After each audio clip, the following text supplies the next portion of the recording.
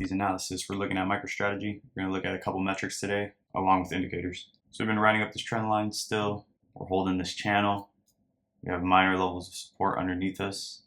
When we zoom in here, we see that we have a gap. Looks like we're trying to push up and fill that. You know, it's going to vary based off of Bitcoin, of course. If Bitcoin can get above this wick right here, we should have a clean move up to this little middle part, maybe slow down a little bit, and maybe we get a clean move into the 90, maybe into 90,000, 89,000. But then we have to watch out because we did pull this fib in the downward trend previously. So we did pull that fib in a bearish trend. So let's see how it plays out. But it could run up to that and continue the downtrend. But back to MicroStrategy.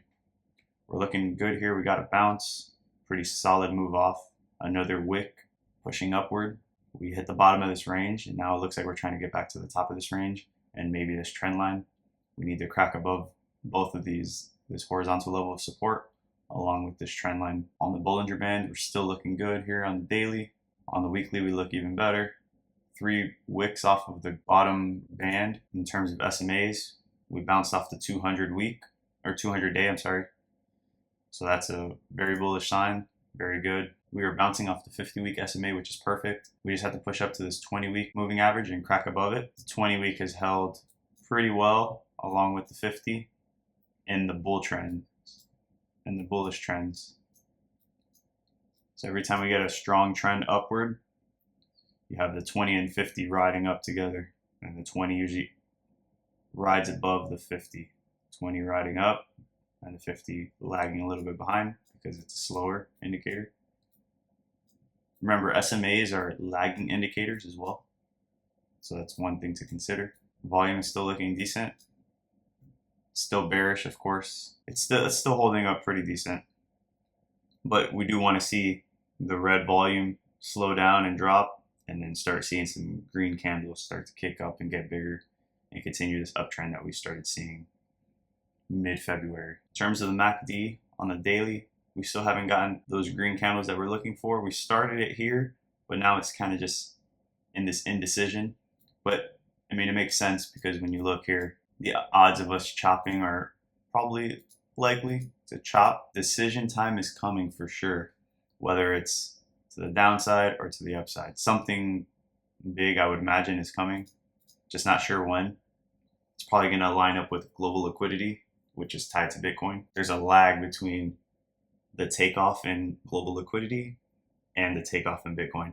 So we're just waiting for that to happen. I think once that happens, then you're going to start seeing these massive green candles, how we saw here on the MACD, pushing upward, and hopefully get that crossover and pushing up to the upside, back to the positive side, because we're currently at negative 17. On the RSI, we're stuck between the mid-level and being oversold, but we are creating an uptrend. Like I said previously, we are creating somewhat of a little uptrend, so that's bullish, but price hasn't really moved up too much. It's starting to move up, but it looked like we kind of had like a double bottom, hopefully, and moving up. Double bottom is pretty much just essentially like a W if you were to draw it out, and they line up, and then you can move up. So you can see something like that.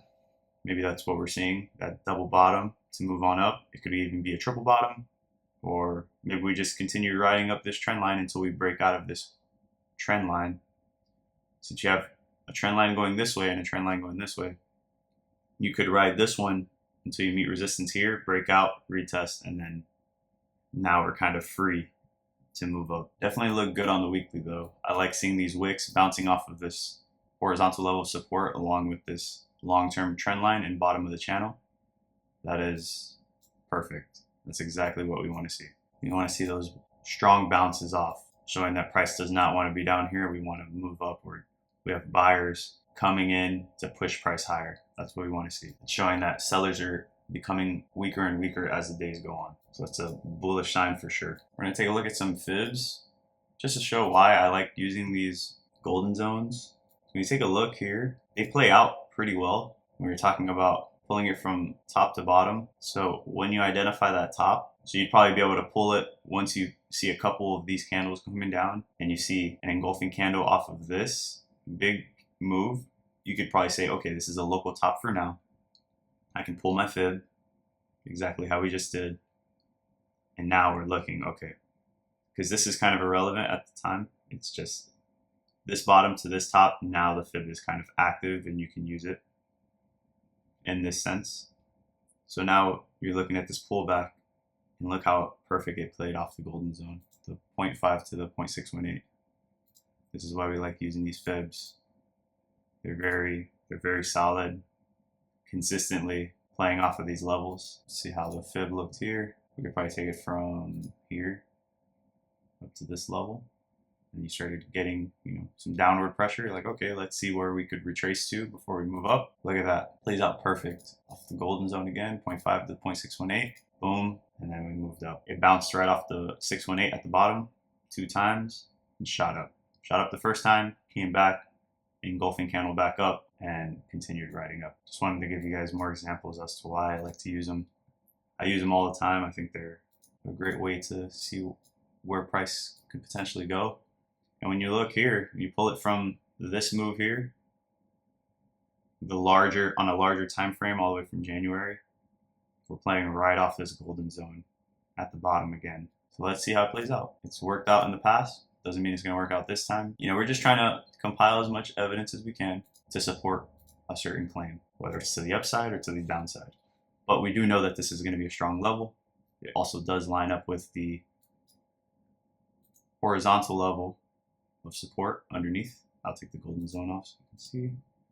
It's a minor level, but it does line up with this horizontal level and this downtrend. So along with this trend line. So there's a lot of things holding price up. And then when you throw on the SMAs underneath the price, there's a lot of reasons for price to stay the same or move up. But it could fall through, and then all of this support could act as resistance and allow price to move down. So we're going to switch over to the MSTR ballistic model. So as you can see here, this gives you an idea of where price could be as we increase. If you haven't seen this before, it's a pretty cool model that increases as the price of Bitcoin increases. The MNAV of MicroStrategy increases, which pretty much multiplies and compounds as the price moves up. And it gives you a model price and then the actual price, which I think is pretty cool. And it tells you it's overvalued or undervalued.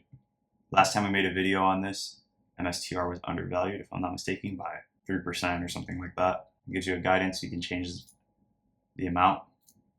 So if you go up to 120, it gives you an idea. You do 120, you can get a better picture of what recently happened, where price was in terms of the actual price versus the model. And as you can see, it's pretty spot on. All the dots are within close proximity. Sometimes it gets way ahead of itself.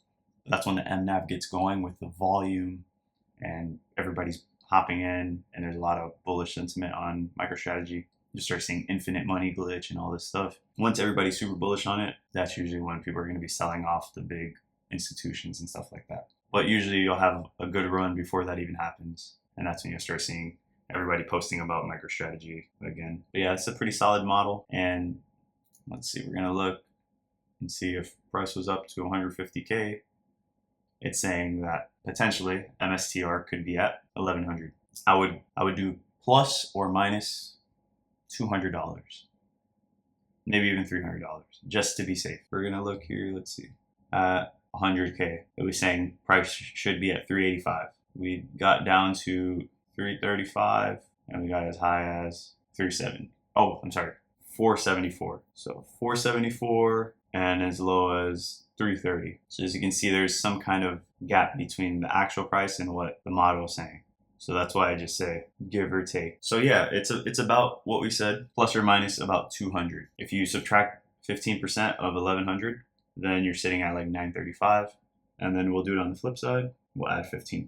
That'll put us at 1265. So anywhere from 1265 to 900, right?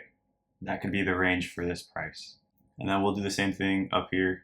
I won't even say 200K because that's super optimistic. We'll say 175 and 17K, or 1700, sorry, minus 15%, 1445. And then if you do 1700 plus 15%, 1955. So anywhere from 1900 to about 1500 could be the range here. when price gets all the way up to 175K. So it's a cool model to play with. And I'm gonna flip to a very bright screen, so be ready. So this shows Michael Saylor's purchases. The green dots are every time he purchases. And they link the Twitter or X post along with. Pretty cool. You can see we haven't purchased since February 24th. So they're up a little bit. The MNAV is currently at 1.63. So once we start running up, the MNAV could run up to 2, 3, 3.5x, which is insane. But you can see all the purchases along with the Twitter posts, because Michael Saylor he posts every time that they purchase. And they're up to about 500,000 at the time, which is crazy. And it's a total worth of 41.5 billion. But the more they purchase, the more correlated they will be to Bitcoin, which is amazing. Now, it does suck sometimes because he uses the ATM, so he uses the shareholders' dollars to purchase more Bitcoin, but it increases the premium with time the more he purchases. So long term, it's super bullish. In the short term, sometimes you can have a sharp sell-off. Even though Bitcoin's running up, you'll see MicroStrategy do the opposite because he's purchasing, or you can call it the ATM. So you'll hear people saying, oh yeah, he's hitting the ATM. That's what they're talking about. That's all I have for you guys today. I'll see you in the next one.